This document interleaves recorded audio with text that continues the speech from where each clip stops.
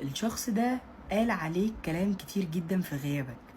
يا ترى قال ايه ومع مين؟ تعالى هنعرف في الوقت الحالي الشخص ده اتكلم عليك قال ايه ومع مين بالظبط. بسم الله بسم الله الرحمن الرحيم. لو اول مره بتشوفني فولو الصفحه، شير ولايك عشان طاقه تنطبق عليك.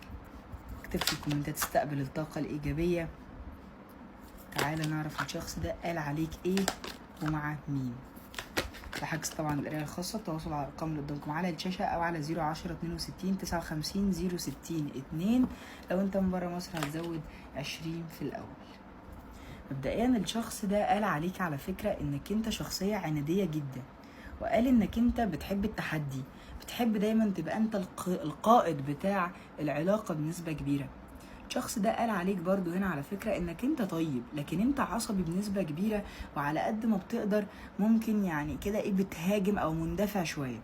الشخص ده قال عليك على فكرة انك انت ممكن تكون مكسور من جواك او حزين على فراق شخص او حزين على فقدان شخص عزيز عليك. الشخص ده برضو قال عليك على فكرة انك انت شوية بتمل بسرعة وبتزهق بسرعة بنسبة كبيرة قوي، وانك انت كنت موتره في وقت من الاوقات او كنت حاطه كده في ضغط سلبي او ضغط كده بنسبة كبيرة. الشخص ده قال عنك على فكرة اللي هو عايز يرتبط بيك وعايز تبقى انت وهو كده في علاقة على فكرة، وقال عنك ان انتوا الاتنين على فكرة توأم شعلة او توأم روح او في طاقة تشابه بينك وبينه، على الرغم من ان ممكن يكون في بعض الاختلافات او ممكن يكون في بعض التحديات اللي موجودة بينك وبينه بنسبة كبيرة. الشخص ده برضو قال عليك على فكرة انك انت شخص برضو متسامح وبتعرف تبدأ بدايات جديدة بنسبة كبيرة قوي. طب يا ترى الشخص ده قال الكلام ده مع مين؟ تعالى نعرف.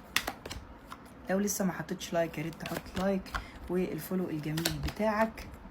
الشخص ده قال عليك على فكرة الكلام ده مع حد بيشتغل معاه، او الشخص ده قال عليك الكلام ده مع المدرب الخاص بتاعه، بس مع حد الشخص ده بيثق فيه جدا.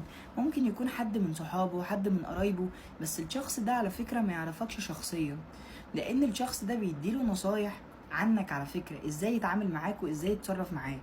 ولكن الشخص بتاعك اللي انت بتسمع له ممكن يكون متكاسل شوية او خايف من ان هو يوضح لك او يصرح لك بكل ده.